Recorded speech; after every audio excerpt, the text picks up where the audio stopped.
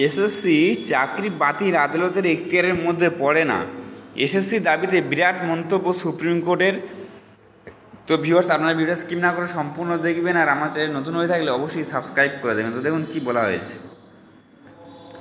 SSC supreme court SSC মামলার শুনানি চলছে সুপ্রিম কোর্টে। শুরু হলো এসএসসির বক্তব্যের শুনানি। এসএসসির আইনজীবী জয়দীপ গুপ্ত বললেন, চাকরি বাতিল আদালতের এখতিয়ারের মধ্যে পড়ে না। সুপ্রিম কোর্টের অনেক রায়েই এর আগে তা বলা হয়েছে। গোপন তথ্য অন্য সংস্থার হাতে তুলে দিলেন এসএসসিকে দায়িত্বহীন বলে মন্তব্য সুপ্রিম কোর্টের। এসএসসি নিয়োগ প্রক্রিয়া এবং সেই সংক্রান্ত তথ্য দেওয়ার ক্ষেত্রে পদ্ধতিগত জালিয়াতি করেছে বলে মন্তব্য করল সুপ্রিম কোর্ট। প্রধান বিচারপতির মন্তব্য, এতদিন তাহলে তথ্য জানার অধিকারে যা যা বলতেন সেসব অসত্য ছিল। প্রধান বিচারপতি বললেন, এত সব গুরুত্বপূর্ণ গোপনীয় তথ্য অন্য সংস্থার হাতে তুলে দিলেন আপনারা। এটা কি আপনাদের দায়িত্বশীল কাজ? আপনাদের অফিসে স্ক্যান করতে যাচ্ছে আর আপনারা কিছু জানেন না? এটা কি হতে পারে? সুপ্রিম কোর্টের স্ক্যানিং রুমে কেউ গেলে আদালতের কর্মীরা তা জানাবেন না? এটা তো হতে পারে না। আপনাদের সম্পূর্ণ দায়িত্ব ছিল সব তথ্য সংরক্ষণ করে রাখার। আদালতের এই মন্তব্যে এসএসসি জানায়, সিবিআই নাইসার সার্ভার থেকে ওএমআর সিটের মিরর ইমেজ পেয়েছে। তো আর কি বলেছে দেখুন। জবাবে সুপ্রিম কোর্ট বলে, সেটা তো আরও খারাপ।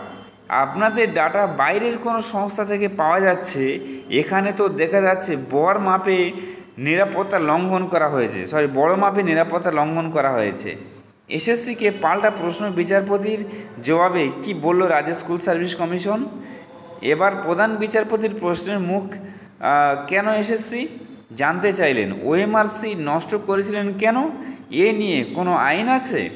জবাবে এসএসসির আইনজীবী গুপ্তের জবাব, অর্থাৎ এসএসসির যিনি আইনজীবী গুপ্ত তিনি জবাব দেন, আমাদের কাছে ডিজিটাল ডাটা রয়েছে।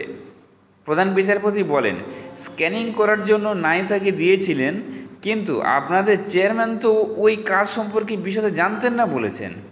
গুপ্ত বললেন, নাইসাকে লিমিটেড টেন্ডার দিয়ে স্ক্যানিংয়ের কাজ করানো হয়েছিল। প্রধান বিচারপতি প্রশ্ন করলেন, কিন্তু মিরর ইমেজ তো নেই বলে বলা হচ্ছে।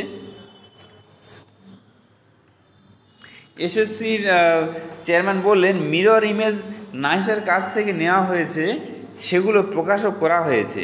প্রধান বিচারপতি আবার প্রশ্ন করলেন, কিন্তু টেন্ডারের জন্য কতজনকে ডেকেছিলেন?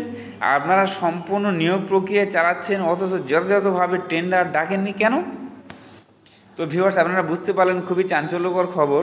তার সঙ্গে এসএসসি ঘোষণা করলেন প্রায় 7,000 চাকরি জালিয়াতি হয়েছে, অর্থাৎ অবৈধভাবে নিয়োগ হয়েছে, এবং সেই 7,000 চাকরি বাতিলের পক্ষেও রয়েছে এসএসসি কমিশন। তো দেখা যাক পরবর্তী আপডেট কী আসে।